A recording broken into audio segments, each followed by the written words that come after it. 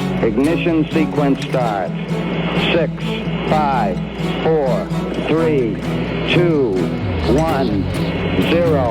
Liftoff. We have a liftoff.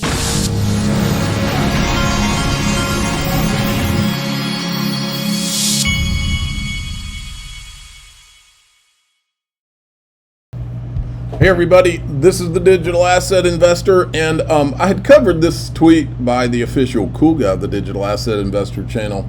When the Crypto Market Clarity Act specifically defines XRP as a commodity, you'll ask yourself why you wasted so much time today crying about an injunction that centers around selling a security.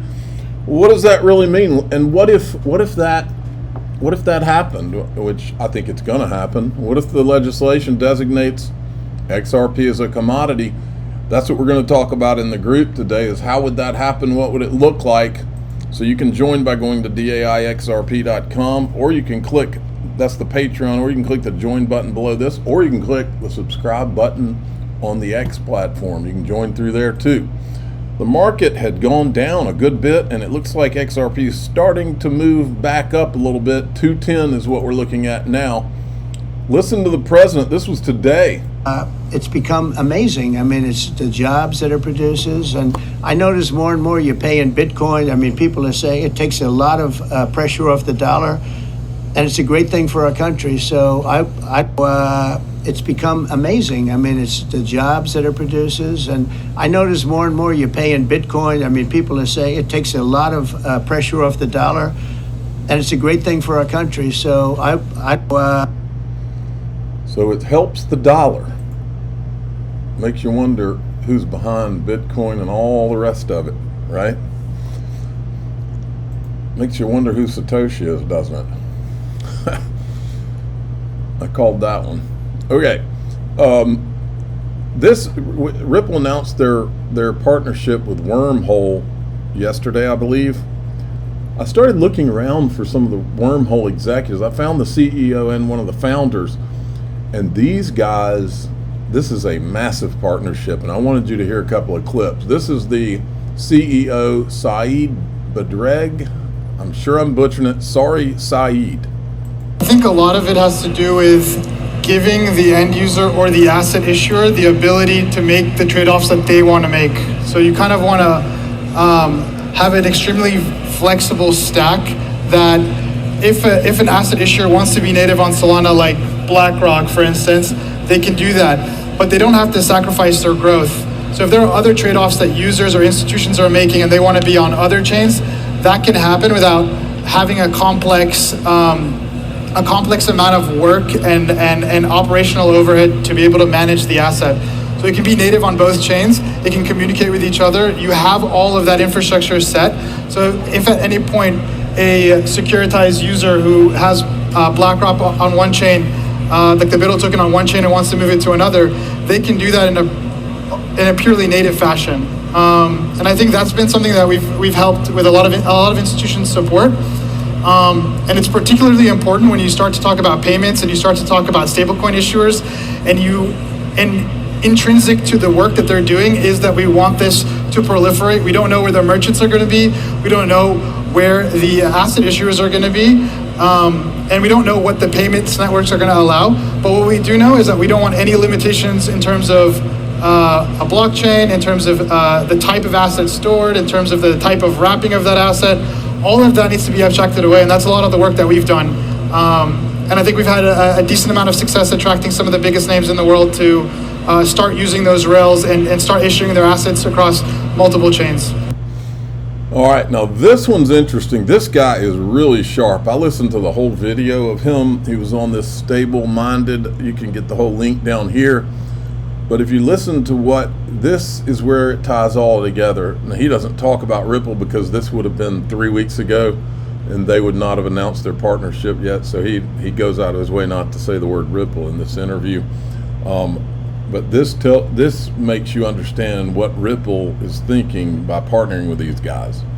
They're leveling up. Wormhole is critical infrastructure that every stablecoin needs to be successful. So you no longer can issue a stable coin. So think about any stable coin maybe you as a listener are interested in. They're just on one chain. To start, that's fine. But in a long term, they will not be competitive, and they likely will not be successful if they stay on one chain. So Circle kind of proved this model over a couple years of just USDC building their own very centralized bridge. Circle controls everything, centralized bridge, because they realized that blockchains are a little bit different than banks. They're a lot different than banks, excuse me, but like, at least for this particular thought exercise, they're like these economic zones. Liquidity, users, a lot of them stay on one of these blockchains. And so it becomes on-chain. Don't think about Solana, don't think about Ethereum, don't think about Sui. On-chain becomes the total addressable market. It becomes the crypto market. And so if you are a stablecoin issuer, you're issuing on one chain. The critical technology that you would need next, I would argue, is like a core part of your stack, I think M0 would say the same thing, is the interop protocol that's going to make you go from one chain to all the chains. And I'll zoom out a little bit here. So Wormhole, we are an exclusive partner for BITL. So BlackRock issued a money market fund on chain. It's actually, I believe, the largest real world asset on chain today in terms of assets on chain. I believe it's in the 2 to 3 billion mark. And it's a money market. They use Wormhole exclusively. And the reason why is because institutional investors, or just institutions more broadly, when they come into crypto, there's a number of reasons. Tokenization has a lot of reasons, right? There's fractionalization. You no longer potentially have to go through some broker, have minimums. You can have someone invest for $10 million or $10,000 instead of $500,000. Like, there's a lot of reasons for tokenization. We don't need to get into that. But another reason why is because they want to tap into the crypto market, right? It's a growing market of investors that exist across all these chains. So if a stablecoin issuer comes along and says, we're going to be a big stablecoin on Parachain or Solana or Sui, that's great. But they definitely need to have plans to be on all of the chains if they're going to be successful. Wormhole. Okay. And then Chad Steingraber had put this out. This is Axelar stating that banks will be outsourcing to public infrastructure. Check this out. If you think about why institutions and enterprises are looking at this space, it's because they have these fragmented, data siloed systems today, right? And one of the big kind of concerns is obviously vendor lock-in, right? And I think that as tokenization moves forward, which I think is kind of the other theme of this, right? As you're seeing kind of real world assets move on chain, as these back office systems that 10 disparate banks have become a little bit redundant because they can outsource a lot of that to public infrastructure. If you think about why institutions it started back. Then we've got this from Robinhood. New crypto futures are now on Robinhood. Trade micro XRP, Solana, Bitcoin, Friday futures with lower margin requirements, seamless execution with our trading ladder. Then we had, this was that Mr. Shift guy who has put out a Chris Larson interview, and I'm going to play you a clip. You mentioned before, you said in the beginning we wanted to launch a better Bitcoin. What is XRP? Explained simply. Well, XRP is another cryptocurrency, right? That was created before, Ripple. But, the key things that we think about, put all of the applications that are being built on crypto, put aside all the ideas about it being used for payments. What are these things? They're kind of a new financial product. I think that's, in my view, supplements the world of many, many other financial products. They're an additive, right? They're a lubricant to the world economy. So in some ways, a lot of the industry gets a little carried away with the rhetoric about, oh my God, revolutionizing everything. I get it. That's kind of, it can be a rallying cry. But we have this very complex world dominated by all these fiat currencies from countries. And along comes this cryptocurrency that doesn't belong to any country, that's really, in a way, low level and simple. What I mean by that is it's not carrying all the muck of the country, right? Any country's currency it isn't just how much are they printing, or how much are they destroying, or what are their interest rates, but it's all the values of that country, the restrictions, the capital controls, you name it. Every country has its own set. So that dollar or the RMB or the yen or the euro, it carries all that muck along. Not just muck, good stuff and bad stuff, but it's very heavy. And the beauty of crypto is it's very simple.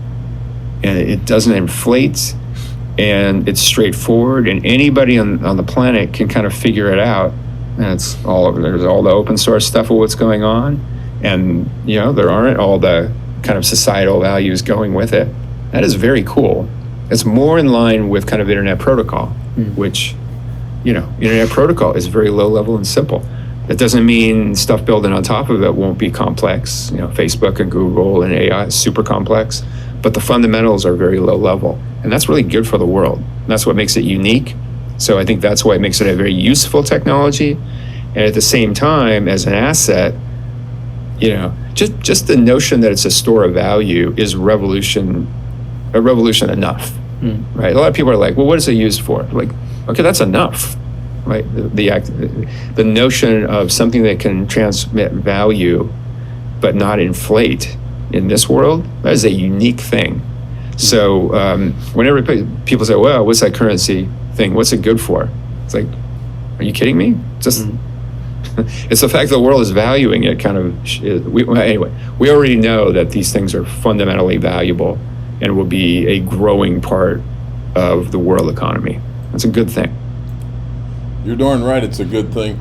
Okay, so in the group at daixrp.com, the Patreon, or click join below any of my YouTube videos, or go to X and subscribe, and you can join the group. In there, we're going to talk about how could this Ripple injunction that the judge put on them, how could it go away, and what would that look like if legislation included